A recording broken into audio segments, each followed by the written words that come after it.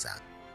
Watu wa enzi za kale walioishi kabla yetu walipitia mitihani mizito na wakashindwa mara nyingi, lakini hawakukata tamaa. Leo pia tunakutana na vizingiti visivyoisha. Mashaka yanapogandamiza roho zetu, huzuni inapopamba macho, lakini hakuna hali isiyoweza kugeuzwa. Kwa maana Kristo alitupenda hadi kufa. Alikuja kuleta nuru ya matumaini ifaayo mioyoni mwetu. Yeye analifahamu hitaji lako, akifuata nyayo zako hata katika vizingiti vingi. Mfuate Kristo, maana amekusudia hivi leo kukupatia nuru ya matumaini.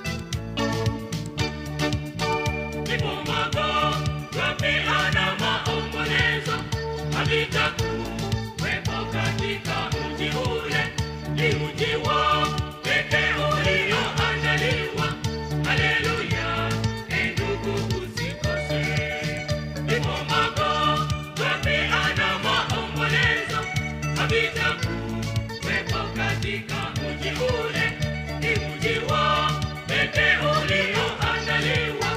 Haleluya, ndugu usikose. Tutapaa mawinguni kwa furaha kubwa, tukishikana mikono kwa ushindi wetu, tukiiaga dunia iliyo ya dhambi.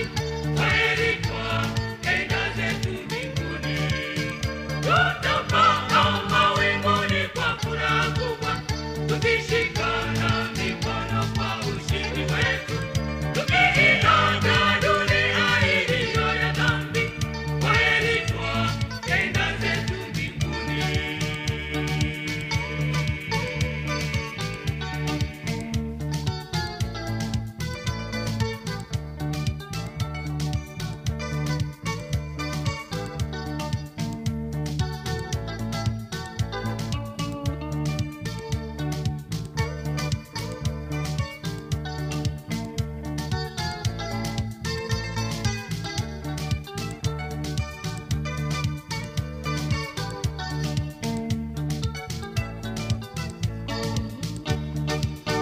Tutapaa mawinguni kwa furaha kubwa, tukishikana mikono kwa ushindi wetu, tukiiaga dunia iliyo ya dhambi.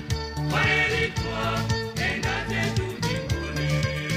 Tutapaa mawinguni kwa furaha kubwa, tukishikana mikono kwa ushindi wetu, tukiiaga dunia iliyo ya dhambi. Heri twaenda zetu mbinguni.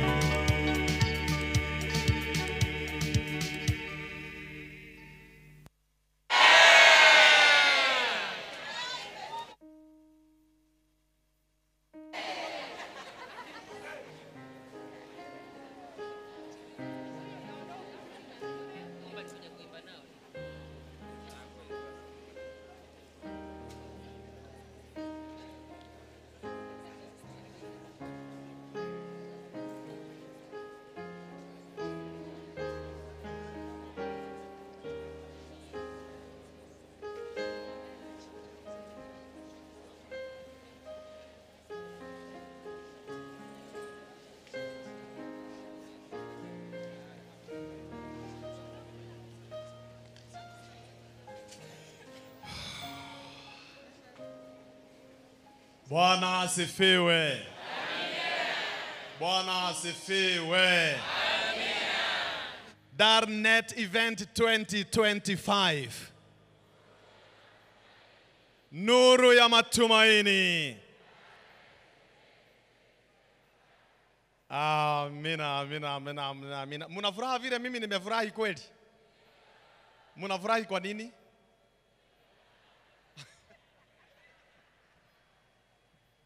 Mimi ninafurahi kwa sababu Bwana ametenda. Hey, ametenda. Unajua katika vituo na katika mkutano, unajua ndugu yangu alikuwa ananionyesha hapa wakati tulipokuwa tunafanya wito hapa. Kuna wengine pia walikuwa wanaitika pande ile. Hilo jambo linifurahisha sana ya kwamba yani shetani katika huu mkutano he is losing. Wiki ya kwanza tuliambiwa Jesus 1, shetani 0. Tukaenda wiki ya pili Jesus 2, shetani 0. Tunaenda ya 3, ameona kivumbi na hatujamwachilia. Hatumwachili huyu shetani, ataelewa ya kwamba hapa ni mwembe chai. Kuna ito Bwana asifiwe sana. Now according to kulingana na sabato ya leo, kulingana na sabato, hiyo ni Kiswahili mzuri kweli, kulingana leo up till now, sabato ya leo watu 1,016 wamebatizwa kutoka Nyanza Gold Belt Field peke yake. Hao wameingia kwa ubatizo, wameenda. Imeenda. Assurance Secondary School, Dar es Salaam, wanafunzi 300 wanafuatilia. Wanafunzi, hao ni wanafunzi. Bwana asifiwe sana. Watu 19 wamebatizwa sabato ya leo kutoka kanisa la Gosheni na mchungaji Joshua Kadonga. Tunasemaje? Na kituo cha sherehe Sadik kutoka Arusha Sanawari, watu 4. Kituo kipo chini ya non-Adventist 4. Bwana asifiwe sana. Kituo cha Tanzania Adventist Secondary School tunawapata kwa uzuri na watu zaidi ya 390 wanafuatilia kila siku, na leo watu 38 wakabatizwa. Shetani 0 analuzi huyu mzee na bado. Bwana asifiwe sana. Kwa sababu ni vizuri hata sisi ajue tunaenda mbinguni na haturudi nyuma. Ama namna gani? Ama namna gani? Kuna mtu ambaye muna mpango na shetani ili tukurilizi kabla tujaendelea na mahubiri uedange tukwambie kwa heri. I am so thankful ya kwamba kazi ambao tunayoisoma hapa ni kazi yenu. Nyinyi ndio ambao mnaenda kualika hawa watu, ni nyinyi mnaombea hawa watu, kila kitu ni nyinyi. Mungu awabariki sana. Hata wale mko kwa vituo tunashukuru sana, kwa sababu kuna mambo mengi na makubwa yanayofanyika katika vituo. Hata hapa katika uwanja huu wa kanisa hili la Magomeni, hapa kuna kanisa lingine sikujua, kuna kanisa lingine linaendelea pale mko. We are really tunashukuru sana kwa sababu ya vile ambavyo mmejitolea. Na wale mko nyumbani wengine nimesikia ni kwa baa mmeweka sasa screen, hakuna kuona Manchester, hakuna Arsenal. Sasa ni Yesu, He Darnet Event 2025. Bwana aweze kuwabariki tunapofanya hiyo sasa kazi. Kwa sasa leo tunaingia sasa kusoma jambo ambalo ningetaka kuweza kuingia kwalo. Ni jambo ambalo tumelizungumza, lakini tutaweza kuliangalia kwa njia nyingine kidogo, lakini tuko sawa. Bwana asifiwe. Tuko sawa kwa sababu wakati neno linazungumzia watu wa Mungu, na watu wa Mungu wale ambao wameweza kumwamini Yesu, na sisi wote ni watu wa Mungu. Warumi 6:14 inasema, kwa maana dhambi haitawatawala ninyi, kwa sababu hamui chini ya sheria bali chini ya neema. Hatuko chini ya sheria, tuko chini ya neema. Kwa hivyo leo ninataka kuzungumza chini ya sheria na chini ya neema. Sheria imeweza kupigwa kabisa. Unasikia kwamba tunazungumza, sisi ni wahubiri, hatuko chini ya sheria, hatutaki sheria, hatutaki sheria. Sheria iliisha kulingana na Wakolosai 2:14, iligomewa pale msalabani. Sheria iliisha. Yesu alipokuja alileta sheria mpya, alileta sheria 2, sheria ya kupenda Mungu na kupenda jirani. Hiyo inatosha, sheria ndiyo hiyo. Lakini wanasahau kusoma Wakolosai 2, Mhubiri 12 fungu la 13 na 14 inasema ya kwamba for this is the conclusion of the matter. Sasa mambo yote mumesikia, sasa hii ndio summary. Mfanye nini? Muweze kutii sheria ya Mungu. Keep his commandments. Anasema sheria ya Mungu iweze kuwekwa. Tunaposoma kitabu cha Ufunuo 12 fungu la 17 na Ufunuo 14 fungu la 12 inasema ya kwamba hapa ndipo penye subira ya watakatifu wa Mungu wanaozishika amri za Mungu. Ufunuo 12 inamaliza ikisema na wana ushuhuda wa Yesu, na Ufunuo 14 fungu la 12 wanazishika imani ya Yesu. Yesu akasema katika kitabu cha Yohana 14 fungu la 15, mkinipenda mtazishika amri zangu. Kama mnanipenda, kama unanipenda lazima utashika amri zangu. Sio kwa sababu baya, lakini ni kwa sababu ambayo inafaa, sababu ambayo inastahili. Wakati unapoingia katika any institution, kuna sheria ambayo unafaa uweze kuishika. Kwa hivyo katika sasa institution hii ya Mungu, sheria inasema nini? Sheria inaendeleaje? Sheria iko namna gani? Swali, kwa sababu haitakuwa vizuri niendelee bila kuwauliza swali. Ama namna gani my friends? Swali. Katika unabii, hii nimewafundisha kwa hivyo I expect you to get this. Katika unabii, siku moja ni sawa na mwaka mmoja, B miaka 1000, C sikumbuki. Mwaka mmoja, B miaka 1000, C sikumbuki. Wale mnasema katika unabii siku moja ni sawa na mwaka mmoja, inua mkono, siku moja ni mwaka mmoja. Wale wanasema ni miaka 1000, siku moja ni miaka 1000, inua mkono. Wale wanasema hawakumbuki au hawajui, inua mkono. Sasa kama hukuinua kwa 1000 na haukuinua kwa mwaka mmoja na haukuinua, haukumbuki na haujui. Bwana asifiwe sana. Jibu. Wale mmesema, hebu tusome, wacha tusome. Ni vizuri kusoma Biblia kwa sababu niligundua kuna watu wanaandika na ni vyema vile mnavyoandika. Kitabu ni cha Hesabu. Hesabu ni 14, Hesabu ni 14. Hesabu 14 fungu lake ni la 34. Anasemaje? Hesabu 14 fungu la 34 anasema, kwa hesabu ya hizo siku mlizoipeleleza ile nchi, yaani siku 40, kila siku kuhesabiwa mwaka, mtayachukua maovu yenu, ndiyo miaka 40, nanyi mtakujua kufarikana kwangu. Kila siku moja itasimamia nini? Aya, soma katika Ezekieli 4, Ezekieli 4 fungu la 6. Anasemaje? Ezekieli 4 fungu la 6. Ezekieli 4 fungu la 6 anasema, tena utakapozitimiza hizo, utalala kwa ubavu wako wa kuume, nawe utauchukua uovu wa nyumba ya Yuda siku 40, siku moja kwa mwaka mmoja nimekuagiza. Asante sana. Je, katika Biblia siku moja ni sawa na ni wangapi wanasema na mwaka mmoja? Aha. Asante sana. Soma katika Petero wa pili, Petero ni wa pili 3 na fungu la 8.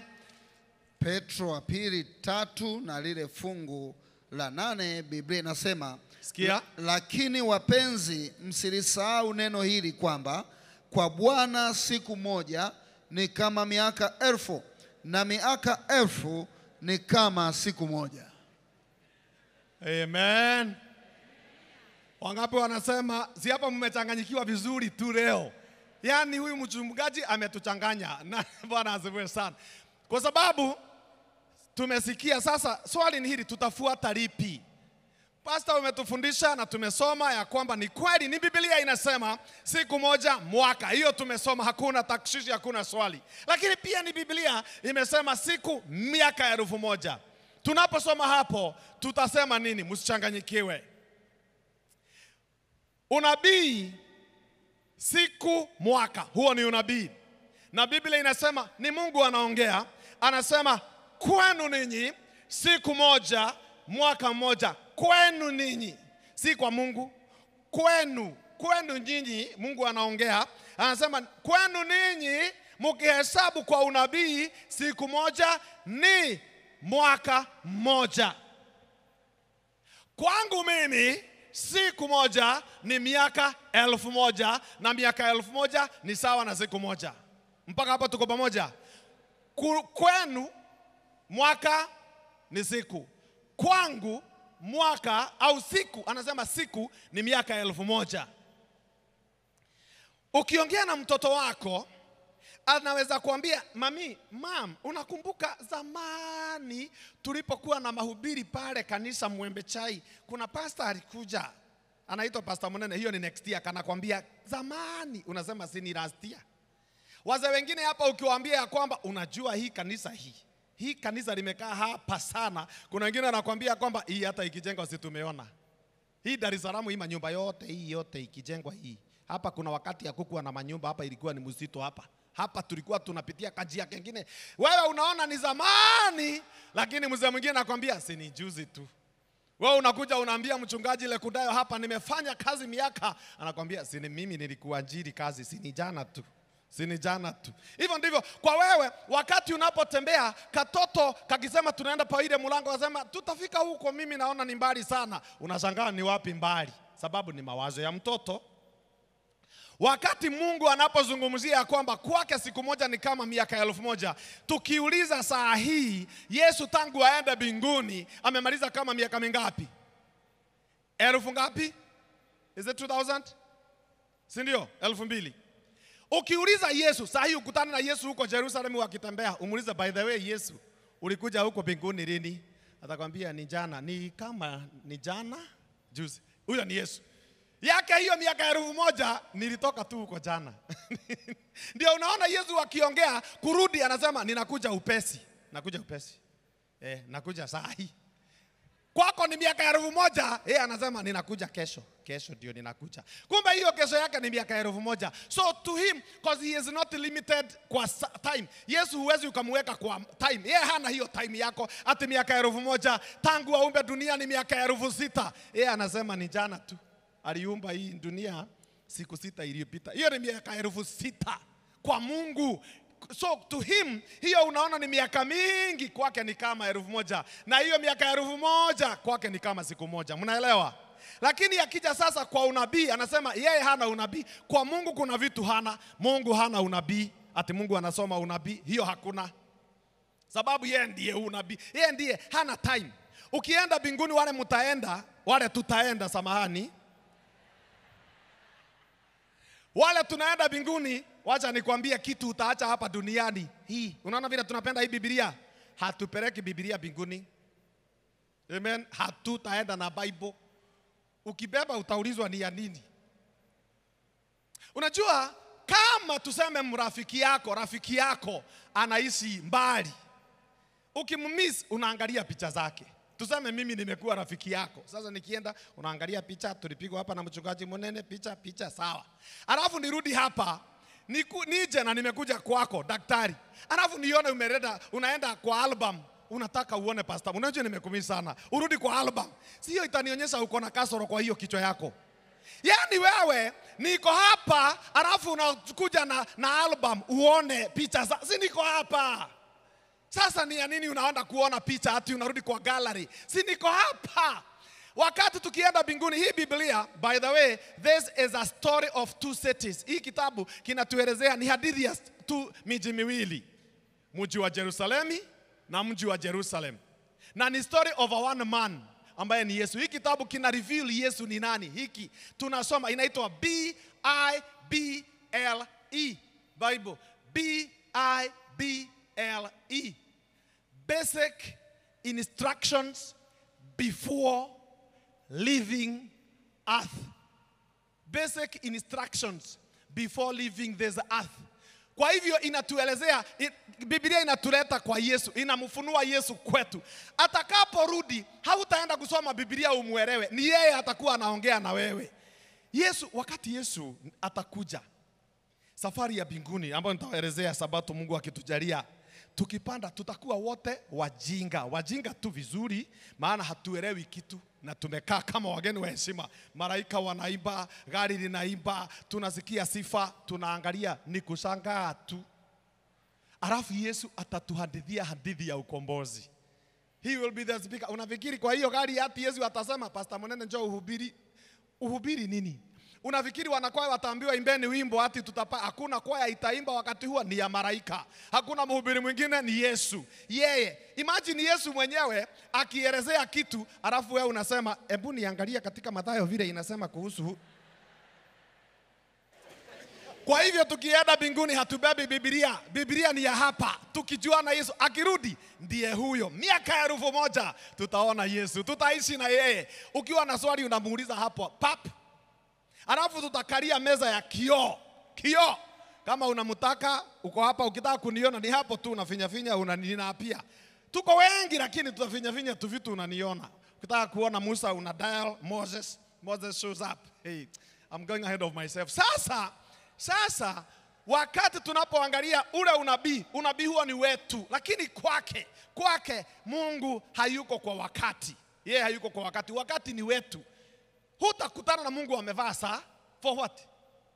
Sababu yeye ndiye wakati. Sawa, tumeelewana hapo. Kwa hivyo hapo tuko sawa. Bwana asifiwe. Sasa ningeomba wale wanakwaya ambao nimeona wako na uniform, sijui kama bado wako, wale nimeona wanakwaya wako bado mko na uniform. I need 80 people kutoka kila kwaya. Mnipatie mtu mmoja kama niangaza, mtu mmoja kwa ingine. Bora uko na uniform. Hii hata ninyi mtu mmoja kwa kila kikundi.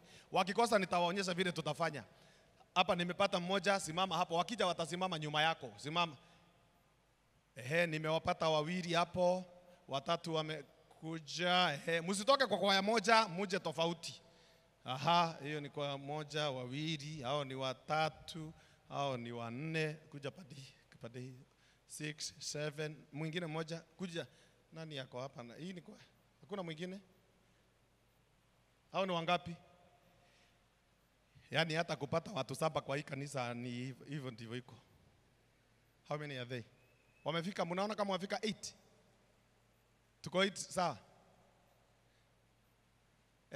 Nisaidie kuhesabu bwana. How many are they? 7. Nani mwingine atajitolea kama si wakwaya kuja tu? Asante sana dada yangu, Bwana akubariki. Haya, sasa mtazimama hapo mpaka nimalize mahubiri. Ndio. Hata mimi nisikia niko na jeshi. Bwana asifiwe. Jeshi ya mzee. Sasa sikia. Aya, soma kitabu ni cha Warumi 8. Warumi 5. Soma kitabu cha Warumi 5 fungu la 20. Anasemaje? Warumi 5 fungu la 20 anasema, lakini sheria iliingia ili kosa liwe kubwa sana, na dhambi ilipozidi neema ilikuwa nyingi zaidi. Huyu tutamuita sheria. Tutamuita nani? Leo tutaongea. Wacha sasa mmekuwa na good ride. Sasa tuongee tafadhali. Huyu ni nani? That's your best. Huyu ni nani? Biblia inasema ya kwamba sheria iliingia. Wakati tunaposoma katika Agano la Kale tumepata sheria. Wakati tunaposoma Yesu anasema mkinipenda mtazishika sheria zangu. Wakati tunaposikia hapa ndipo penye subira ya watakatifu wazishikao hizo sheria za Mungu. Sababu ya sheria iliingia ili lile kosa liwe kubwa sana. Sheria iliingia itusaidie kuelewa makosa. Hiyo sheria tunafundishwa, hiyo sheria tunazungumziwa, ililetwa kwetu itumulikie ili tuelewe kosa. Kwa hivyo tunajua makosa kwa sababu ya sheria. Kama sio sheria, singelijua kosa ni nini. Na kama hakuna sheria, hakuna makosa. Tunaelewa makosa kwa sababu ya sheria. Asante sana sheria, kwa sababu kama si wewe sheria hatungelijua dhambi. Lakini anaendelea kusema namna gani? Anaendelea kusema fungu la 21 anasema ya kwamba mahali kosa lilikuwa kubwa, neema ikazidi kuwa kubwa zaidi. Mahali shida au dhambi ilipokuwa kubwa, neema ikawa kubwa zaidi. Sisi tunaipata neema kwa sababu sisi ni wenye dhambi waliovuja sheria. Asante sana sheria, kwa sababu kama si wewe hatungejua sisi ni wenye dhambi na hatungepata neema ya Yesu Kristo. Neema inakuja kwa sababu sisi ni nini? Lakini mnabo. Dhambi ilikuja kwa sababu gani? Neema ilikuja kwa sababu ya nini? Neema ilikuja thank you. Sasa good. Kumbe lazima mchokozwe Kwa hivyo sisi ni wenye dhambi na tukapata neema kwa sababu Mungu hangetaka tupotee. Lakini sikia, mahali dhambi ilipozidi, where sin abounded, mahali dhambi ilikuwa kubwa, neema ya Mungu ikawa namna gani? Kubwa zaidi. Kwa hivyo nisaidieni, ili hii neema iwe kubwa zaidi, ni nini tunastahili kufanya zaidi?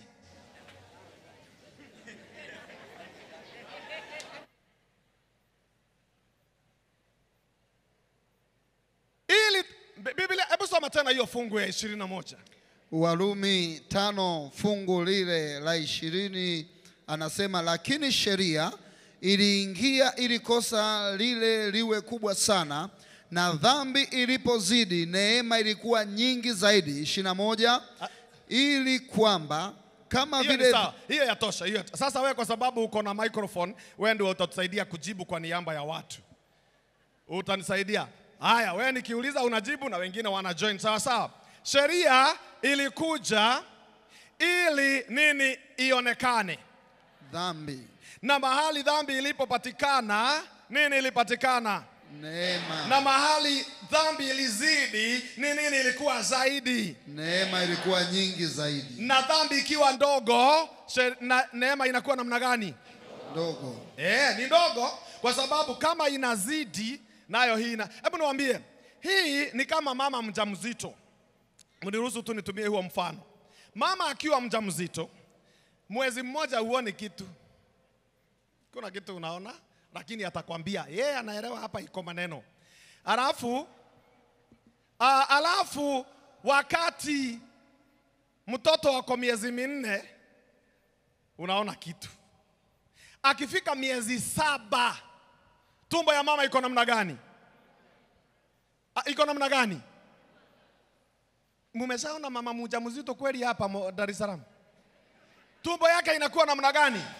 Kwa hivyo kadiri mtoto anavyokuwa mkubwa, tumbo la mama linakuwa kubwa zaidi. Do you know hii tumbo ya mama inaweza accommodate watoto wawili wako hapa, na kadiri wanavyokuwa wakubwa tumbo hata 3, hata 4 hapa.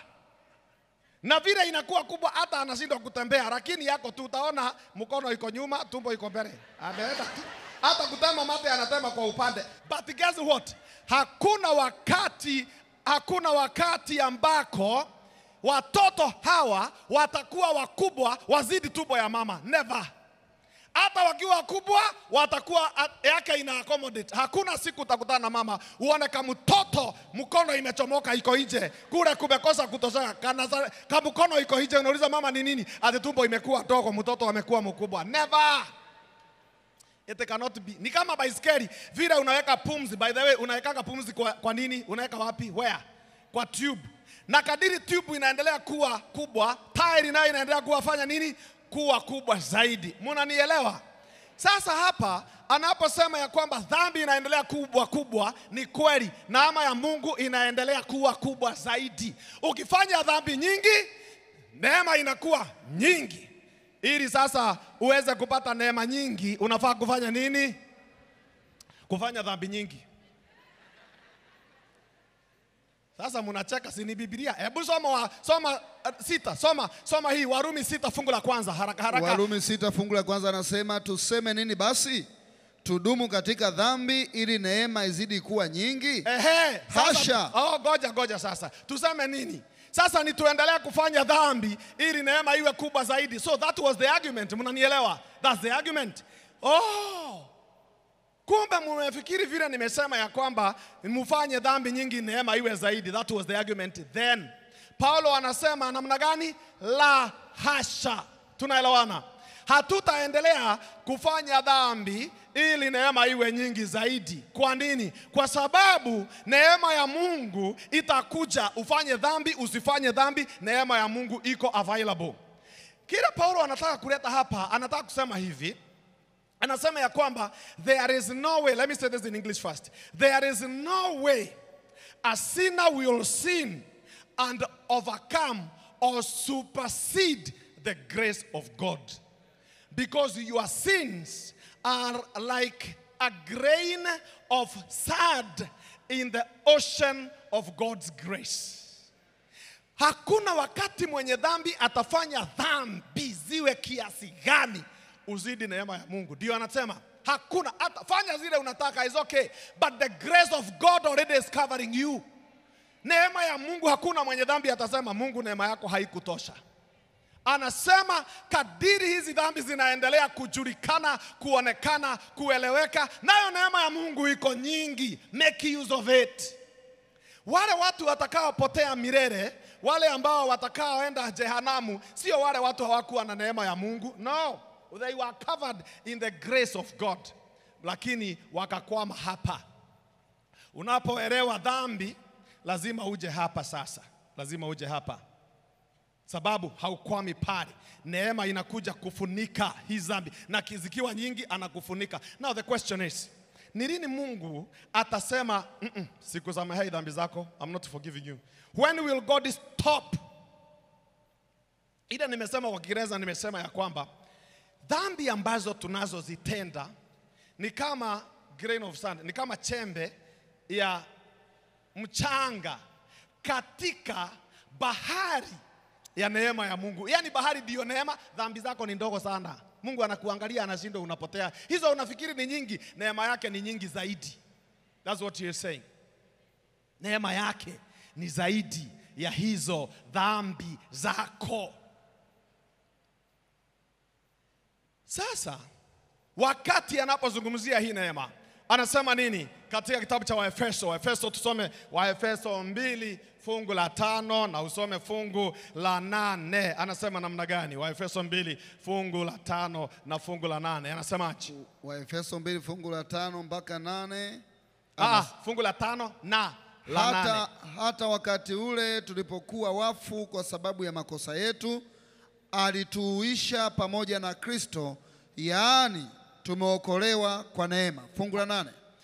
Kwa maana mmeokolewa kwa neema, kwa njia ya imani, ambayo hiyo haikutokana na nafsi zenu, ni kipawa cha Mungu. Tito 2 fungu la 11. Tito anasema namna gani? Tito 2 fungu lile la 11 anasema, maana neema ya Mungu iwaokoayo wanadamu wote imefunuliwa. Angalia, ni nani ambaye alituletea neema? Nani alituletea neema? Neema ilituletea nini?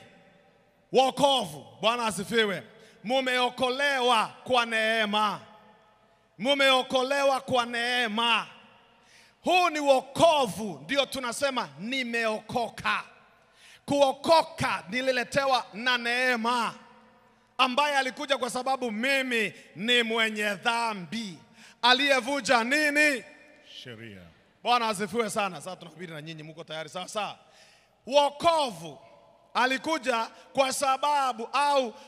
kwa sababu tulikuwa wenye dhambi. Wokovu uliletwa kwetu kupitia nani? Neema. Na hii neema ilikuja kwa sababu sisi ni wenye nini? Dhambi. Waliovunja nini? Sheria. Asante sana, sheria. Kwa sababu kama si sheria, hatungejua sisi ni wenye dhambi, na wala hatungepata neema, na hatungeokolewa na Yesu Kristo. Hakuna wakati wewe utasema nimeokoka kama hautajua mambo ya sheria. Hakuna wakati utaambia watu waache dhambi kama hakuna sheria. Wewe ambaye unahubiri unaambia watu okoka, mkubali Yesu, okoka. Waokoke kutoka wapi? Na waokoke kwa nini? Na wokovu ni ya nani? Na ililetwa na nani? Wokovu umeletwa na neema, na neema imekuja kwa sababu ya dhambi, na kulingana na Yohana wa kwanza 3 fungu la 4, dhambi ni uvujaji wa nini? Sheria. Wa sheria. Kwa hivyo kama we mhubiri unahubiria watu waokoke, lazima uwaonyeshe wanaokoka kwa nini. Na ukiwaambia acheni dhambi, unawaambia waache dhambi kwa nini. Na kama hakuna sheria, hapa itakuwa kibarua kigumu sana, kwa sababu hakuna kitu kimevunjika au hakuna kitu wamevunja, kwa sababu dhambi ni uvujaji wa nini? Wa sheria. Na dhambi yuko katikati ya sheria na neema. Kwa hivyo hauwezi ukaishi tu unaongea neema ya Mungu wakati hautuelezei hii neema ilitokana na wapi na tulipewa neema kwa ajili gani. Kitabu ni cha Luka 19 fungu la 10. Anasema namna gani? Luka ni 19 na fungu lake ni la 10. Biblia inasema, kwa kuwa mwana wa Adamu alikuja kutafuta na kuokoa kile kilichopotea. Kwa kuwa mwana wa Adamu alikuja kutafuta na kuokoa kile kilichokuwa kimepotea. Yohana wa kwanza 4 na fungu la 14. Yohana wa kwanza 4 fungu la 14 anasemaje? Yohana wa kwanza 4 na lile fungu la 14, Biblia inasema kama ifuatavyo: na sisi tumeona na kushuhudia ya kuwa Baba amemtuma mwana kwa kuwa mwokozi wa ulimwengu. Na Matendo ya Mitume 4 fungu la 31, ametuma mwana kuwa mwokozi wa ulimwengu, kwa maana mwana wa Adamu alikuja kutafuta na kuokoa. Matendo ya Mitume 4 fungu la 31 anasemaje? Fungu la 31 Matendo ya Mitume 4, Biblia takatifu inasema, hata walipokwisha kumwomba Mungu, mahala pale walipokusanyika pakatikiswa, wote wakajaa Roho Mtakatifu, wakanena neno la Mungu kwa ujasiri. Aha, wakati ambako Yesu amekuja kwetu, alikuja kutafuta kile kilichokuwa kimepotea na akafanywa mwokozi wa ulimwengu. Yesu alituletea wokovu kupitia kwa neema, kwa sababu sisi ni wenye dhambi waliovunja sheria. Sheria ni nzuri au ni mbaya? Sheria ni nzuri au ni mbaya? Sheria ilikuja ili tuweze kuelewa. Kama sio sheria, singejua mimi ni mwenye dhambi na singepata neema ambayo iliniletea wokovu wa Yesu Kristo. Marko 16 fungu la 15 hadi 18. Marko ni 16 fungu la 15 hadi 15. Amina, nani anasema hivi? Akawaambia, enendeni ulimwenguni mote, mkaihubiri injili kwa kila kiumbe. Hiyo yatosha. Enendeni kote ulimwenguni, enendeni ulimwenguni kote. Mkahubiri nini? Mkahubiri nini? Injili. Injili, asante sana. Mkahubiri injili. Injili ya nani? Yesu. Watu wa Mungu. Injili ya nani? Ya Yesu. Aliyetuletea nini? Kupitia kwa nini? Neema. Ambayo ilikuja kwa sababu ya nini? Dhambi. Tuliovuja nini? Sheria. Sheria ni nzuri au ni baya? Asante sana sheria, kwa sababu kama sio sheria singejua mimi ni mwenye dhambi na singepata neema iliyoniletea wokovu wa Yesu Kristo kupitia kwa injili yake. Bwana asifiwe. Kitabu ni cha Warumi 10 fungu lile la 13 anasema nini? Warumi ni 10, soma fungu la 13 na 14 anasemaje? Warumi 10:13 na 14 nasema, kwa kuwa kila atakayeliitia jina la Bwana ataokoka. Basi wamwiteje yeye wasiyemwamini? Tena wamwaminije yeye wasiyemsikia? Tena wamsikieje pasipo mhubiri? Bwana asifiwe sana. Kwa hivyo kama lazima wasikie injili, lazima kuwe na mhubiri. Bwana asifiwe sana. Mhubiri anakuja ili atuelezee injili, ahubiri injili. Injili ya nani? Injili ya nani? Aliyetuletea nini? Kupitia kwa nini? Ambayo ilikuwa ni ilikuwa inaletwa kwa sababu sisi ni wenye nini? Waliovuja nini? Asante sana sheria, kwa sababu kama sio sheria sisi kumbe hatungejua dhambi. Na hii dhambi tulipoielewa, Mungu akatuhurumia, akatupatia neema. Na alipoona hiyo neema iko, akaleta na wokovu wa Yesu Kristo, ambaye anasema ihubiriwe injili na hawa wahubiri. Wafilipi 3 fungu la 20. Wafilipi 3 fungu la 20 Biblia takatifu inasema, kwa maana sisi wenyeji wetu uko mbinguni. For our citizenship is in heaven. Kutoka huko tena tunamtazamia Mwokozi Bwana Yesu Kristo. Aha.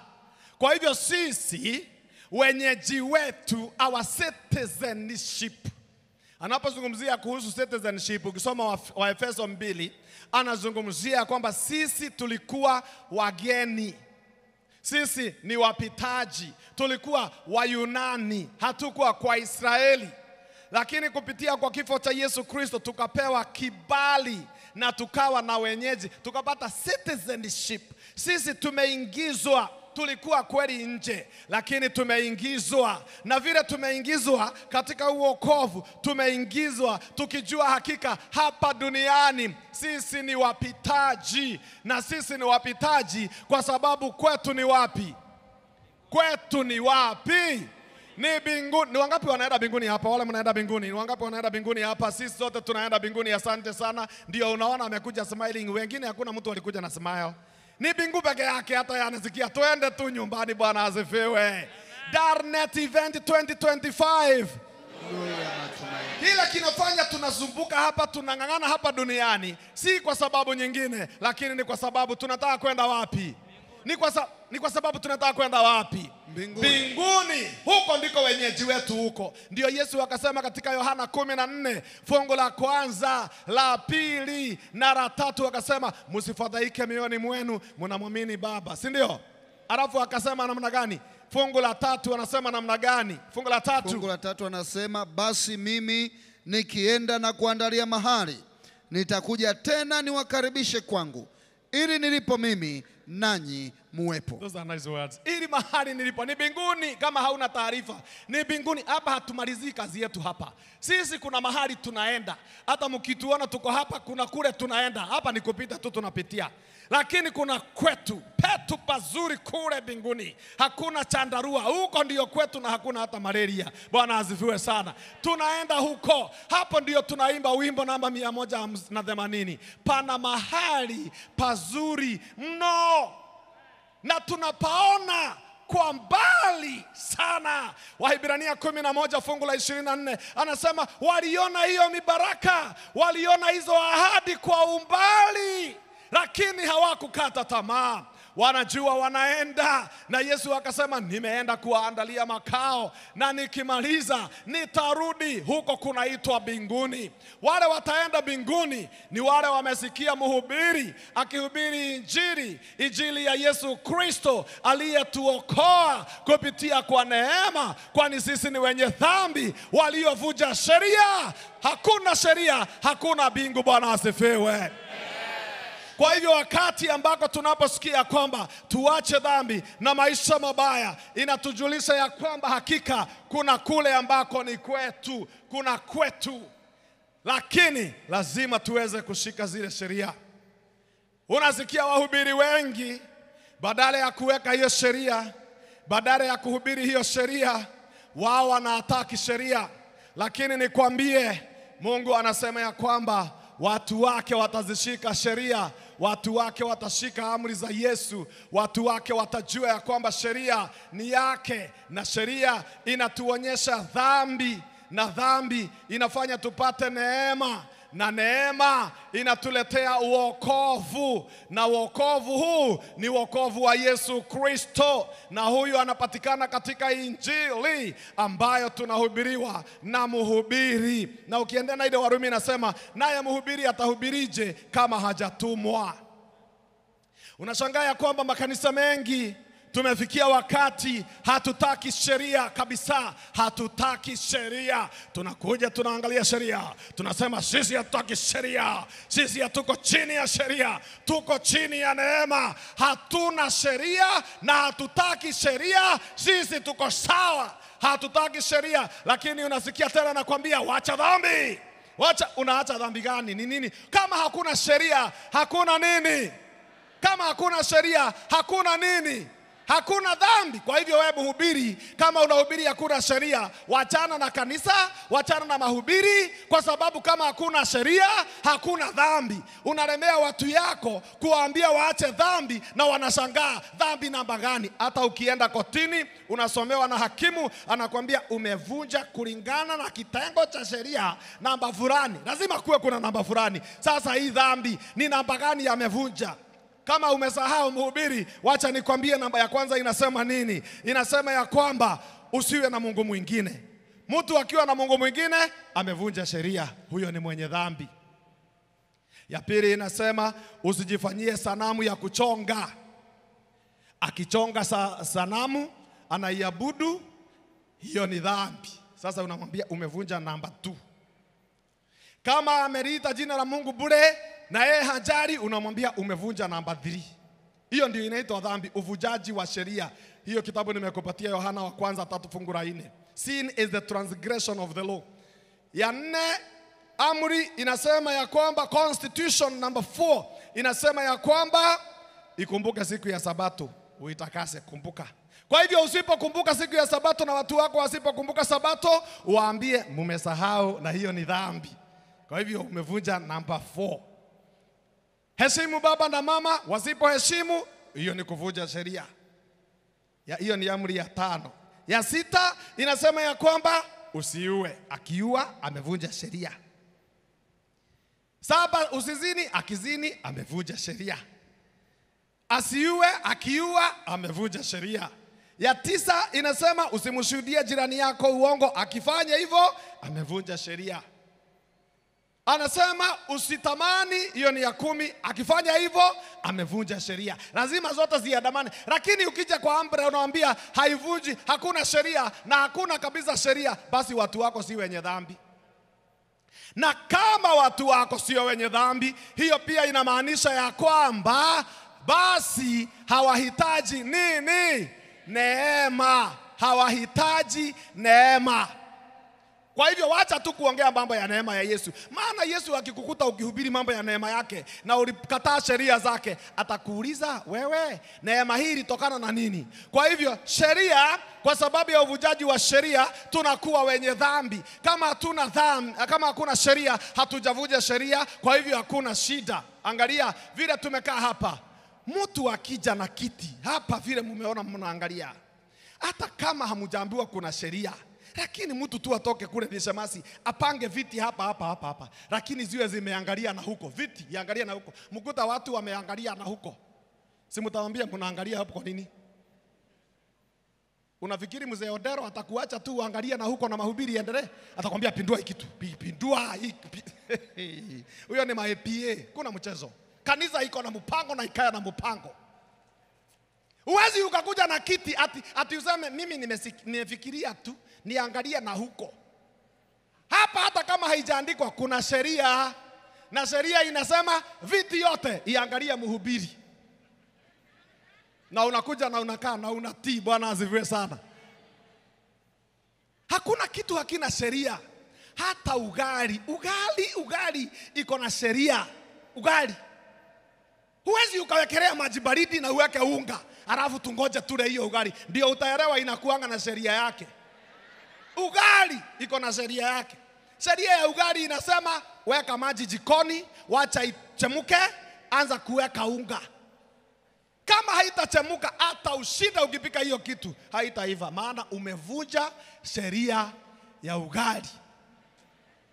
Kama ugali ina sheria, kama ugali kabisa iko na sheria, ni Mungu tu hana sheria? Yaani Mungu ndiye hana sheria. Kama wewe kwako uko na sheria, wewe mzee na mumekana huyu mama kwa miaka, alafu unaweka sheria, mimi hiyo tabia ya kuja hapa kwangu saa 3 saa 4, hapana, si hapa. Sitaki kuingia hapa ni saa 12, isipokuwa wakati wa Darnet tu ndio nimeruhusu, siku zingine mapema. Mnanisikia? Kama mzee uko na sheria kwako, yani Mungu peke yake ndiye hana sheria. Kama boyfriend na hata hana mbele wala nyuma, kako na sheria yake. Na kanakalia kasichana ngumu. Naambia kwa nini nilituma hiyo message haukujibu? Mbona ulini blue tick?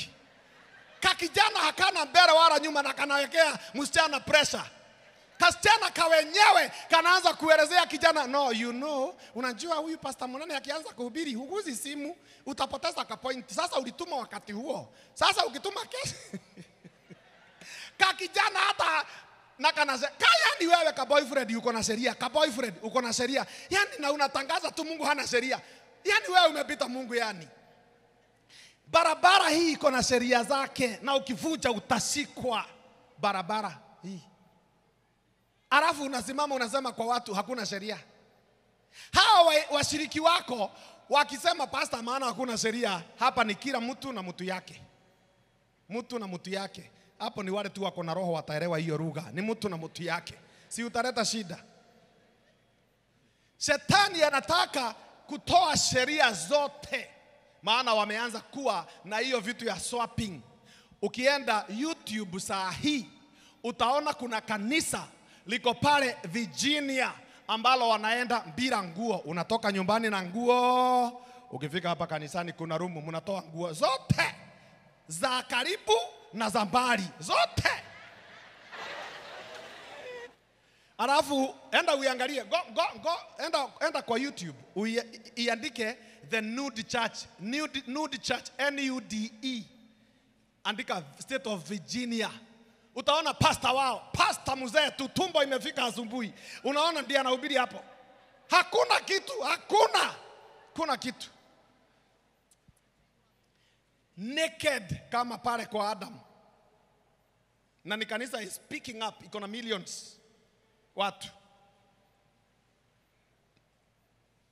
Sasa kama ni hiyo tutaelewa.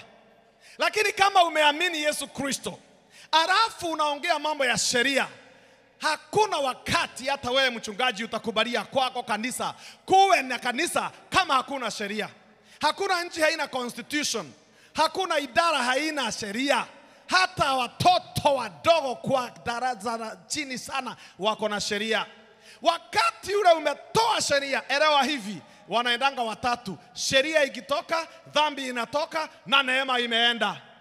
Na neema ikienda, elewa hivi, wokovu umefanya nini? Umeenda, hakuna wokovu. Kwa hivyo wacha kusema nimeokoka. Uliokolewa na nini? Kutoka wapi? Na ni nani alikuokoa na alikuokoa saa ngapi? Hauwezi ukaanza kusema ya kwamba nimeokoka. Mimi nimeokoka tarehe 2 mwezi wa 7 mwaka wa 1973 na ninakumbuka wakati huo kama ni jana. Mimi nilikuwa napita tu hapa sokoni na nikasikia mhubiri akihubiri, na wacha nikwambie Yesu ni mwema, amenitoa mbali. Mimi nilikuwa ni mwizi. Nilikuwa naona mtu na mkata na mnyang'anya. Mimi nilikuwa mnyang'anyi. Watu wakiniona wananiogopa. Kuku wakiniona wajirani wanakimbia. Mimi nilikuwa mwizi. Nikiona hata kuku anataka nawekelea mkono, anatakia kwa mkono yangu, ninabeba hiyo yai. Mimi nilikuwa mwizi. Lakini ilipofika tarehe 3 mwezi wa 7 mwaka wa 1973 nikakutana na Yesu, nikaokoka. Na mimi nashukuru sana Yesu huyu. Lakini najua mimi siko chini ya sheria tena. Uliokolewa tena huko chini ya sheria. Sasa hii kusema chini ya sheria kuna maanisha nini? Wakati ambako umesema hakuna neema, umesema wokovu hakuna. Na kama hakuna wokovu ni kumaanisha hata mwokozi hakuna. Mwokozi onge. Omera, wankanyakla. Erokamano. Kama hakuna wokovu, hata mwokozi hakuna. Acha nikwambie hivi. Kama hakuna mwokozi, hakuna nini? Hakuna injili, hakuna. Kwa hivyo wacha mhubiri, kazi imeisha. Kazi olal, wacha malalomera, imeisha. Kazi imeenda. Kwa sababu hakuna injili. Na kama hakuna injili, kuna haja ya mhubiri? Kuna haja ya mhubiri kweli? Wewe unaona kama tuna haja ya mhubiri kweli? Hatutaki mhubiri, hakuna mhubiri. Sasa wewe mhubiri, funga kazi, enda nyumbani, sababu ile kazi ni kama kununua matatu na hakuna driver, au uajiri driver. Useme unajua jana niliweza kuajiri driver na hauna gari, hata baisikeli hauna, alafu unakuja unasema namshukuru Mungu. Mungu aliniwezesha kupata dereva mzuri tu. Nilimwambia nitakuwa namlipanga hizi hera. Na najua na ni mtu ya kanisa, kwa hivyo siogopi. Marafiki zako watakuuliza ukaajiri driver? Wakazi gani? Unajua ninafikiria kununua matatu kama mwaka ujao hivi. Kama hakuna injili, hakuna wahubiri. Na kama hakuna wahubiri, kuna mahali tunaenda baba? Hatuendi mbinguni. Hakuna mahali ya kwenda mbinguni. Hakuna mbinguni. Hakuna, kwa sababu hakuna mhubiri na hakuna injili, hakuna Yesu, hakuna wokovu, hakuna neema, hakuna sheria, hakuna dhambi na hakuna sheria. Wakati umetamuka ya kwamba hakuna sheria, unajipotezea mibaraka hata ya kwenda mbinguni, kwa sababu hata mbinguni inasemekana kuna sheria. Enda ukasome kitabu cha Ufunuo 19. Mbingu ilipofunguka, Yohana akaona sanduku la agano mbinguni. Sasa hii kusema ya kwamba hakuna sheria Sababu ni Biblia inasema katika Warumi ile ulitusomea, ikasema ya kwamba hatuko chini ya sheria, tuko chini ya neema. Ni kumaanisha nini? Kusema hatuko chini ya sheria ni kama ulikuwa unaendesha gari yako barabarani na una drive very fast, ukasimamishwa na askari, simama, na akuulize, unajua nimekusimamisha kwa nini? Hapana, ni kwa sababu unaenda mwendo wa kasi sana. Hebu nipatie license. Sasa wewe, hebu toka. Tashika wewe, umeshikwa. Umwambie, sasa unajua mimi nilikuwa ninakimbia, nilikuwa ninaenda mahubiri pale katika Mwembe Chai, kuna mahubiri naendelea na nilikuwa ninachelewa. Ofisa, naomba tafadhali unisamehe tu. Unaenda kanisa? Sasa nitakuruhusu uende, lakini usikimbie hivyo, unaweza pata ajali. Sawa sawa? Kwa hivyo akwambie nimekusamehe, enda. Hiyo ndio kuwa chini ya neema. Sasa ukiendesha from there, hapo uko chini ya neema. Hebu niwaulize, maana uko chini ya neema, utaenda mbio zaidi ya ile ulikuwa unaenda kabla hujakamatwa, au utaenda kulingana na sheria? Si ndio?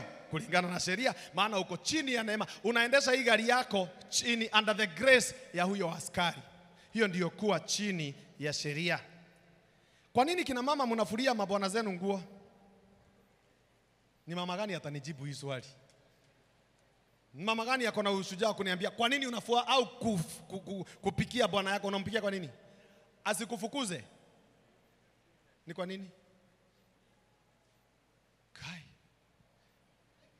Wazee simuniambie vile wanaongea kweli au hata wao hawajui kwa nini unakufuria? Wanakufurianga tu na hawajui sababu. Haufui nguo ya bwana yako au kumpikia ati kwa sababu atakufukuza. No.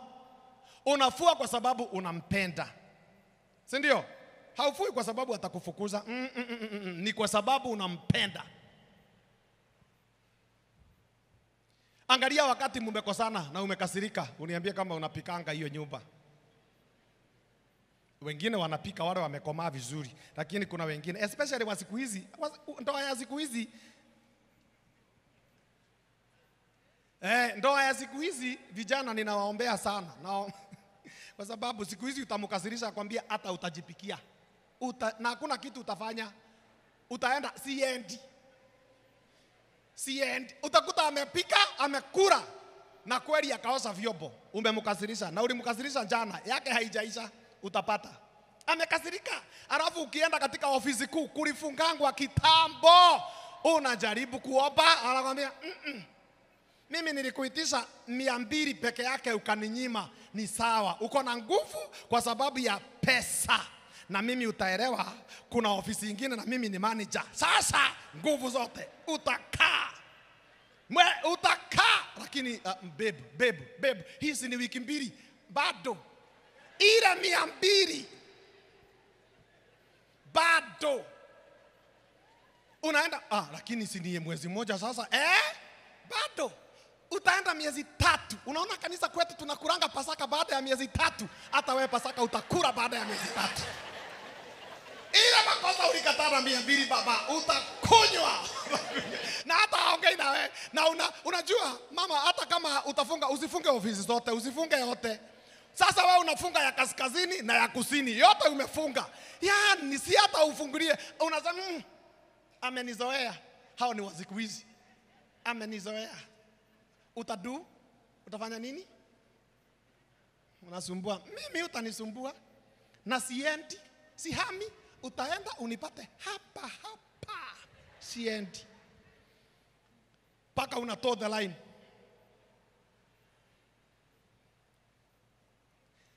Mama hapiki au kuosha kwa sababu anakuogopa, ni upendo.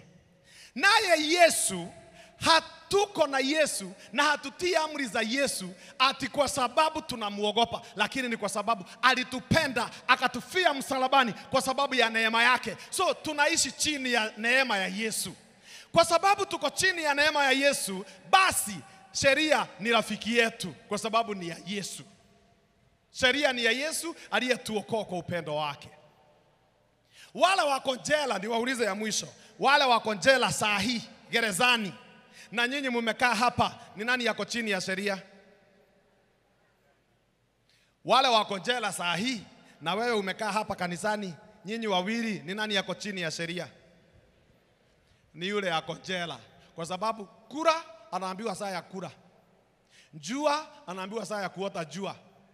Kulala anaambiwa saa ya kulala.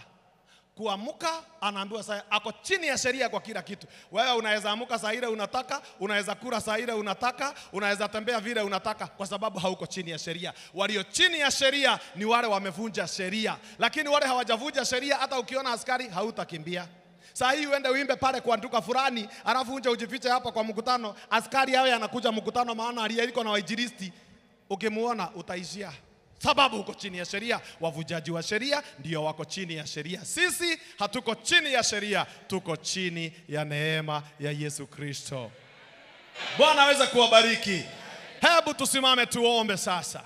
Wale ambao watabatizwa tunawaita tena waje hapa. Tumemalizana na wengine, kuna wengine hawajabatizwa. Kuna mwingine amebaki ambaye hajabatizwa, na kuuliza uinue mkono wako mahali ulipo. Njoo mbele, njoo mbele. Kama uko na unajitolea kubatizwa, njoo hapa mbele, kwa sababu maombi ndiyo haya yanakuja. Njoo tu tuweze kuomba. Njoo tuombe. Njoo tuombe. Asante sana ndugu, Bwana akubariki sana. Asante sana. Asante sana. Tunaita wale ambao hawajabatizwa. Wale wamebatizwa tuna wakati waita labda kesho, lakini kwa sasa nauliza tu wale wageni kabisa, wale wamesikia neno hilo, umesikia mambo ya sheria, umesikia ya kwamba neema ya Bwana, wokovu, na ungetaka kupokea, njoo tuweze kuomba pamoja. Njoo tuombe pamoja. Njoo tuombe. Haya, nikiangalia sioni ni movement, kwa hivyo tutaweza kuomba. Na najua si hawa tu wanajitolea, hata wale wako mbali wanajitolea. Kwa hivyo hebu tuombe. Asante sana dada yangu, Bwana akubariki. Thank you very much my sister. God bless you. Bwana akubariki sana. Njoo mbele. Asante sana. Asante sana. Sitaki nikufungie kama uko. Nani mwingine yako? Nani mwingine yako? Tuombe. Mtakatifu na Mungu wetu ishie mahali pa juu mbinguni, tunakushukuru kwa wingi wa fadhili zako. Tunakushukuru kwa neema yako. Tunakushukuru kwa neno lako. Tunakushukuru kwa sheria yako. Tunakushukuru kwa dhambi ambazo tulikuja kuzielewa, na tulipojua sisi ni wenye dhambi tukakimbilia kwa neema ambayo ilituletea wokovu wa Yesu Kristo, tunayosikia kupitia kwa neno hili zaidi na neno lile ambalo tunaambiwa na yule mchungaji au mhubiri, na tunajiandaa kuingia mbinguni. Hatungetaka kukosa mbinguni kwa kutoelewa umaana wa sheria. Hatungetaka kukosa Yesu kwa sababu ya kutoelewa mambo ya sheria. Tungetaka tuwe watiifu, watu waaminifu, wanaotenda kulingana na matakwa na matendo ambao ungetaka tuyatende. Pamoja na hayo, Yesu, na wakumbuka hawa na ambao wamejitoa waweze kupokea ubatizo. Naomba ukawaandae waweze kujiunga na wale wengine ambao walijitolea. Uwakumbuke wote, uwabariki pamoja na wale waliobatizwa masaa ya mchana. Ukawabariki wote walio pembe zote ambao wanaendelea kusikia mahubiri haya na kubatizwa na kufanya uamuzi, na hata wale hawajaamua ukawasaidia waweze kuamua hata na wao. Na ni katika jina la Yesu Kristo aliye Bwana na mwombezi wetu tumeomba na kuamini. Amen, amen. Bwana aweze kuwabariki. Safari ya ukombozi wa mwanadamu haijawahi kuwa rahisi. Tangu mwanzo wa wakati, giza lilipochukua hatamu katika historia yetu, tulishuhudia uchungu wa adhabu ya kwanza